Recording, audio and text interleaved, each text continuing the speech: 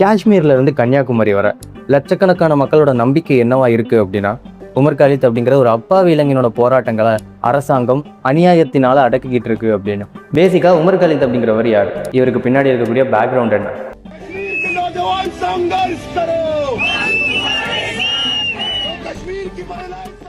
அரசாங்கம் எதற்கு அந்த தனிப்பட்ட நபருக்கு தண்டனைகளையும் வழங்காம அவர் என்ன செஞ்சாரு அப்படிங்கிறதையும் சொல்லாம 4 ஆண்டுகளா சிறையில் அடைச்சு வச்சு கொடுமைப்படுத்திக்கிட்டு இருக்கு.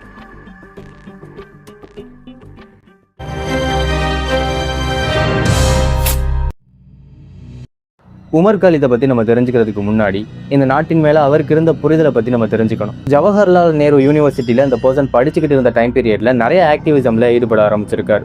தன்னை ஒரு போராளியா சித்தரிக்க ஆரம்பிச்சிருக்காரு. அந்த இடத்துல இவர் செஞ்ச சில போராட்டங்கள் தான் பிற்காலத்துல நேஷனல் அட்டென்ஷனை அவர் பக்கம் இழுத்துச்சு. உமர் காலித் அப்படின்னு எடுத்துக்கும் போது இந்த பர்சன் ஒரு ரேடிக்கல் டெமோக்ராட், அதாவது மக்களாட்சியை தீவிரமா நம்பக்கூடிய ஒரு நபர். பிற்காலத்துல இவர் மேல அதிகமான அலிகேஷன் வைக்கப்பட்டதுக்கு முக்கிய காரணம் இவரோட மதம்.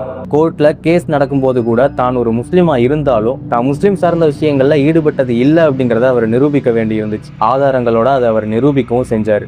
முஸ்லீம் குடும்பத்துல தான் பிறந்திருந்தாலும் பிரேயர் பண்றது, அந்த நடைமுறைகளுக்கு ஒத்து போறதெல்லாம் என்னோட வழக்கம் கிடையாது அப்படிங்கிறத அவர் ஆதாரங்களோட நிரூபிச்சாரு. ஆனா இவரை சுத்தி நடந்த கான்ட்ரோவர்சி எல்லாமே பிப்ரவரி 2016 ஜவஹர்லால் நேரு யூனிவர்சிட்டியில ஆரம்பிக்குது. அது 2001 இந்தியாவோட பார்லிமெண்ட் அட்டாக் பண்ணப்பட்ட டைம் பீரியட்ல அப்சல் குரு அப்படிங்கிற ஒரு பர்சன் கன்விக்ட் பண்ணப்பட்டாரு. பிற்காலத்துல இவருக்கு மரண தண்டனை விதிக்கப்பட்டாலும் கிட்டத்தட்ட 12 ஆண்டு கால போராட்டம் தோல்வி அடைஞ்சதுக்கு அப்புறமா 2013 எக்ஸிக்யூட் பண்ணப்படுறாரு. சரியா 2016 மாதிரியான டைம் பீரியட்ல ஜவஹர்லால் நேரு யூனிவர்சிட்டியோட கேம்பஸ்ல ஒரு போராட்டம் நடக்குது.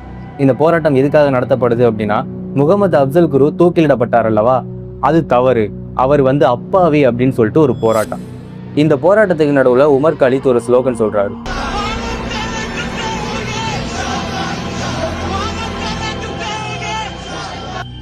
பாரத் தேரே துக்டே ஹோங்கே அப்படின்னு. இந்த ஒரு குறிப்பிட்ட ஸ்லோகனோட தமிழ் அர்த்தம் என்ன அப்படின்னா, இந்தியாவே நீ துண்டு துண்டாக சிதறி போவாயாக அப்படிங்கிறது. இந்த ஒரு வீடியோ வைரலாக ஆரம்பிக்குது. அதை நிறைய பேர் பார்க்க ஆரம்பிக்கிறாங்க.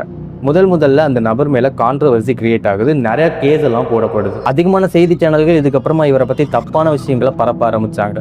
கோர்ட்டுக்கு போய் நின்ன உமர் காலித்துக்கு அந்த மாதிரியான ஒரு ஸ்லோகனை நான் தான் சொன்னனா அப்படிங்கிறதே தெரியாது. அதைத்தான் அவர் அங்கேயும் சொன்னார். இந்த விசாரணைகள் பிற்காலத்துல தீவிரமடைஞ்ச டைம் பீரியட்ல அந்த ஒரு குறிப்பிட்ட வீடியோவை மறு ஆய்வு பண்றாங்க. அந்த மாதிரி பண்ணப்பட்ட டைம் பீரியட்ல பாரத் தேரே துக்டே ஹோங்கே அப்படிங்கிற ஒரு ஸ்லோகனை உமர் காலித் சொல்லி இருக்கிறதுக்கான வாய்ப்புகள் ரொம்ப கம்மி அப்படின்னும், அந்த ஒரு குறிப்பிட்ட வீடியோ யாரோ ஒருவர்னால எடிட் பண்ணப்பட்டிருக்கு அப்படிங்கிறதும் தெரிய வருது. அதுல நிறைய முரண்பாடுகள் இருக்கு அப்படிங்கிறதுனால அந்த ஒரு குறிப்பிட்ட விஷயத்தை ஆதாரமா கோர்ட் எடுத்துக்கலாம். What did he say that I gave a speech in 2016? Bharat tere tukde honge, not given by me, not attributed to me even. பல சட்ட போராட்டங்களுக்கு அப்புறமா அந்த ஒரு கேஸ்ல இருந்து உமர் காலித்துக்கு பெயில் கிடைக்குது. ஸோ உமர் காலித் இந்த ஒரு விஷயத்துக்கு அப்புறமா அதிகமான சப்போர்ட்டர்ஸை கெயின் பண்ண ஆரம்பிக்கிறாரு. இதுக்கப்புறமா இவர் மேல அதிக கவனம் பெற வச்சது ஜவஹர்லால் யூனிவர்சிட்டியில அந்த பர்சன் படிச்ச காலகட்டத்தில் இன்டர்னல் பாலிடிக்ஸ்ல ஈடுபட்டுக்கிட்டு இருந்திருக்காரு. இதுல எடுத்து சொல்ற மாதிரியான சில போராட்டங்கள் அப்படின்னா, நஜீப் அகமது அப்படிங்கிற ஒரு மாணவனோட மிஸ்ஸிங் கேஸ். குறிப்பா இந்த மாணவன் ஒரு குறிப்பிட்ட கல்லூரியில பயோடெக்னாலஜி படிச்சுக்கிட்டு இருந்திருக்கான். இன்னொரு குரூப் கூட ஏற்பட்ட சண்டைக்கு அப்புறமா அந்த மாணவன் காணாம போறான். அந்த மாணவன் காணாம போன சில காலகட்டங்கள்லயே அந்த மாணவனை கண்டுபிடிக்க வாய்ப்பே இல்லை அப்படிங்கிற ஒரு அறிக்கை வருது. அவனோட ஃபோன் எங்க போச்சு அப்படின்னு தெரியல, அவன் கடைசியா எங்க போனான் அப்படிங்கிறது தெரியல. சிசிடிவி ஃபுட்டேஜஸ் சுத்தி நிறைய ஏரியால அழிக்கப்பட்டிருந்துச்சு. ஸோ அந்த மாணவன் தொலைஞ்சு போயிட்டான் அப்படிங்கிறது தெரியுது. இன்னைக்கு வரைக்குமே அவனை தேடக்கூடிய பணிகள் போய்கிட்டு தான் இருக்கு. அந்த மாணவனுக்கு ஜஸ்டிஸ் வேண்டி ஜஸ்டிஸ் ஃபார் நஜீப் அப்படிங்கிற ஒரு போராட்டத்தை உமர் காலித் கையில் எடுத்தாரு. அக்டோபர் 15, 2016 மாதிரியான டைம் பீரியட் அது. இந்த ஒரு குறிப்பிட்ட டைம் பீரியட்ல இவருக்கு எதிர்ப்புகள் எந்த அளவுக்கு மோசமானதா இருந்துச்சு அப்படின்னா, இவரை கொல்றதுக்கெல்லாம் முயற்சி பண்ணாங்க. ஒரு பக்கம் உமர் காலித் மேல என்னதான் எதிர்ப்புகள் அதிகமாகிக்கிட்டு இருந்தாலும், இன்னொரு பக்கம் இவரை சப்போர்ட் பண்றதுக்குன்னு ஒரு குரூப் உண்டாகிக்கிட்டு இருந்துச்சு. இந்த ஒரு டைம் பீரியட்ல இந்தியாவோட நிறைய விசாரணை அமைப்புகள் உமர் காலித்தை நோட் பண்ண ஆரம்பிக்கிறாங்க. ரொம்ப சீக்கிரட்டா அந்த பர்சன் போராட்டங்களை தாண்டி என்னெல்லாம் பண்றாரு அப்படிங்கிறதையும் தோண்டி திருவ ஆரம்பிக்கிறாங்க.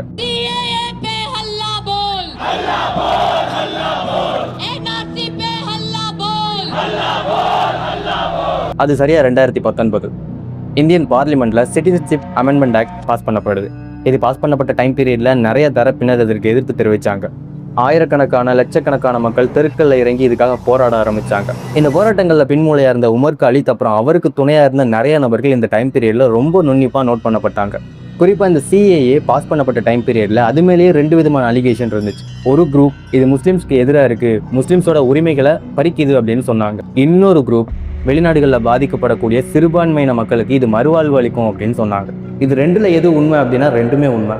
ஆரம்பத்தில் டெமோக்ரஸியை காப்பாற்றுறதுக்காக ரொம்ப சின்னதாக ஆரம்பித்த இந்த போராட்டம் பிற்காலத்தில் யாருமே யோசிச்சு பார்க்க முடியாத அளவுக்கு மோசமடைய ஆரம்பிக்குது. என்னதான் எக்கச்சக்கமான போராட்டங்கள் சிஏஏவை எதிர்த்து நடந்தாலும் கூட இது மக்கள் கொந்தளிப்புனால ஏற்பட வாய்ப்பு இல்லை, ஏதோ ஒரு குரூப் இது பின்னாடி இருந்து இயக்குது அப்படிங்கிற ஒரு அறிக்கை வெளியாச்சு. ஸோ அது சரியா டிசம்பர் 7 ஜந்தர் மண்டரில் ஒரு பெரிய போராட்டம் நடக்குது. அந்த போராட்டத்தில் எக்கச்சக்கமான கோரிக்கைகள் முன்வைக்கப்பட்டது.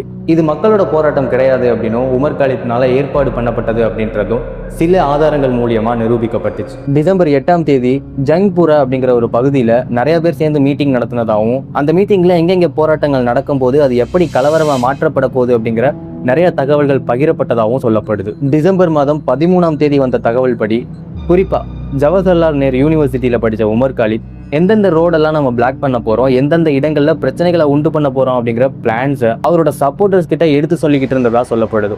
டிசம்பர் 20 இவங்க எங்கெங்க போக போறாங்க, என்னென்ன பிரச்சனைகள் பண்ண போறாங்க, அதை எப்படி ஆரம்பிக்க போறாங்க அப்படிங்கிற மீட்டிங்காக இன்னொரு இடத்துல கூட்டினதா சொல்லப்படுது. இந்த ஆன்டி சிஏஏ போராட்டங்களுக்கு மத்தியில முக்கியமான இடம் பிடிச்சது ஷஹீன் பாக். எக்கச்சக்கமான பெண்கள், லோக்கல் உமன்ஸ் அவ்வளோ கர்ஜனையோட போராடினாங்க. ஆனால் விசாரணை அமைப்புகள் என்ன சொன்னாங்க அப்படின்னா அந்த போராட்டத்தில் பங்கு பெற்ற நிறையா பேத்துக்கு நம்ம எதுக்காக போராடுறோம் அப்படிங்கிறது தெரியலையா. 2020 மாதிரியான டைம் பீரியட்ல இந்த கான்ஸ்பிரசி எல்லாமே 2 விதமான அலிகேஷன்ல வந்து நிற்கிது. ஒன்று, இந்த போராட்டங்கள் எல்லாமே மக்கள் மனதிலிருந்து ஆள் மனதிலிருந்து உற்பத்தியானது அப்படின்னு. 2, இவ்வளோ நாள் நடந்த போராட்டங்கள் எல்லாமே ஒரு குறிப்பிட்ட குரூப்னால பிளான் பண்ணி ட்ரிகர் பண்ணப்பட்டது அப்படின்னு. அது 2020 பிப்ரவரி டெல்லியோட வடக்கு பகுதிகளில் கலவரம் வெடிக்குது. நிறைய விசாரணை அமைப்புகள் இதை ஏற்கனவே கணிச்சிருந்தாங்க. இதற்கான திட்டங்கள் எல்லாமே அண்டர் கிரவுண்ட்ல தீட்டப்படுறதா அவங்க நம்பிக்கிட்டு இருந்தாங்க. இதுல நிறைய பேர் உயிரிழந்தாங்க, நூற்றுக்கணக்கான நபர்கள் பாதிக்கப்பட்டு படுகாயங்கள் அடைஞ்சாங்க.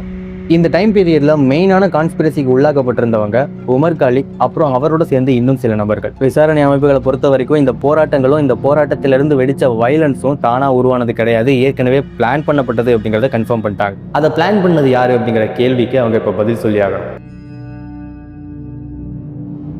FIR 59/2020 குறிப்பா இந்த வயலன்ஸை பத்தின ஒரு பெரிய விசாரணை தொடங்குது. அந்த போராட்டங்களுக்கு மத்தியில வேனை உடைச்சிட்டாங்க, சிசிடிவி கேமராவை உடைச்சிட்டாங்க அப்படின்னு இண்டிவிஜுவல் பர்சனை தேடுறதை தாண்டி இந்த போராட்டம் ஆக்சுவலா எங்கிருந்து ஆரம்பிக்குது, இதோட கோர் என்ன அப்படிங்கிறத விசாரணை அமைப்புகள் தேட ஆரம்பிச்சிச்சு.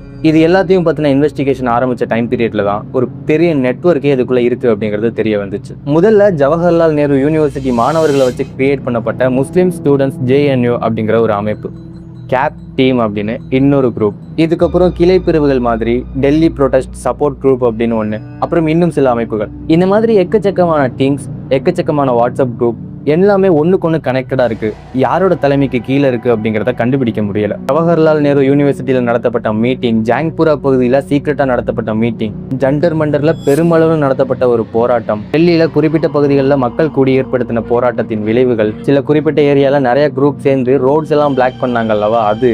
இந்த மாதிரி டெல்லி ரியோட்ஸில் ஆக்சுவலாக நடந்த போராட்டங்களை தாண்டி பிளான் பண்ண போராட்டங்கள் ஒரு பக்கம் நடந்துகிட்டு இருந்துச்சு அப்படிங்கிறத இன்வெஸ்டிகேஷன் ஏஜென்சி கண்டுபிடிக்குது. உமர் காலிதோட தரப்பு அப்படின்னு எடுத்துக்கிட்டிங்கன்னா இந்த அலிகேஷன் பொய்யானது, வீண் விவாதங்கள் அப்படின்னு நிரூபிக்கிற மாதிரி ஸ்ட்ராங்கான எவிடன்ஸ் அவங்க பக்கமும் இருந்துச்சு. ஆனா விசாரணை அமைப்புகள் கொடுத்த எவிடன்ஸோட ஒப்பிடும்போது அது கொஞ்சம் வீக்கா இருந்ததுனால இவர் கொஞ்சம் கொஞ்சமா பின்வாங்க ஆரம்பிச்சாரு. உமர் காலிதோட அமராவதி ஸ்பீச் இந்த போதனுக்கு ஒரு பெரிய பேக்லாஷா முடிஞ்சிச்சு. இந்த நபர் அங்கே பேசும்போது பெருமளவுல போராட்டத்தை தூண்டினதாகவும் வயலன்ஸ் மூலியமா கவர்மெண்ட்டை வீழ்க்கணும்னு சொன்னதாகவும் சொல்லப்படுது. இந்த டைம் பீரியட்ல உமர் காலிதை பத்தி நல்லா தெரிஞ்ச அவர் கூட ஒர்க் பண்ண நிறைய பேர் அவருக்கு எதிராக வாக்குமூலங்களை கொடுக்க ஆரம்பிச்சாங்க. இந்த போராட்டங்கள் கிட்டத்தட்ட 60% வரை பிளான் பண்ணப்பட்டிருக்கலாம் அப்படிங்கிற ஒரு முடிவுக்கு வந்தாங்க. நிறைய ஃபோன் கால் ரெக்கார்டிங்ஸ், அப்புறம் இன்னும் அதிகமான வாட்ஸ்அப் மெசேஜஸ், அதிகமான ப்ளூ பிரிண்ட், மேப் ஏரியா, இந்த மாதிரி நிறைய விஷயங்கள் சமர்ப்பிக்கப்பட்டுச்சு. இந்த டைம் பீரியட்ல உமர் காலித்னால சர்வைவ் ஆக முடியல, ஏன்னா அவ்வளவு ஆதாரங்கள் அவருக்கு எதிராக வந்துகிட்டே இருந்துச்சு. உமர் காலித் ஒரு முஸ்லீம் அப்படிங்கிறதுனால அவர் மேல இன்னும் அதிகமான அலிகேஷன் எல்லாம் வைக்கப்பட்டது. ஆனா அந்த அலிகேஷன்ல இருந்து தன்னை காப்பாத்திக்க தேவையான ஆதாரங்கள் அவர்கிட்ட இருந்ததுனால குறிப்பிட்ட சில கேசஸ்ல இருந்து அவர் தப்பிச்சிட்டாரு. ஆனா தேச விரோத வழக்குகள், இந்தியாவுக்கு எதிராக செயல்பட்டது அப்படிங்கிற மாதிரியான இன்னும் சில வழக்குகள் இவர் மேல வலுக்கட்டாயமா திணிக்கப்பட்டது. ஆனா இவங்க எல்லாம் கன்சிடர் பண்ற அளவுக்கு அந்த பர்சன் அவ்வளவு மோசமானவரா அப்படிங்கிறது முழு விசாரணைகள் முடிஞ்சாதான் தெரியும்.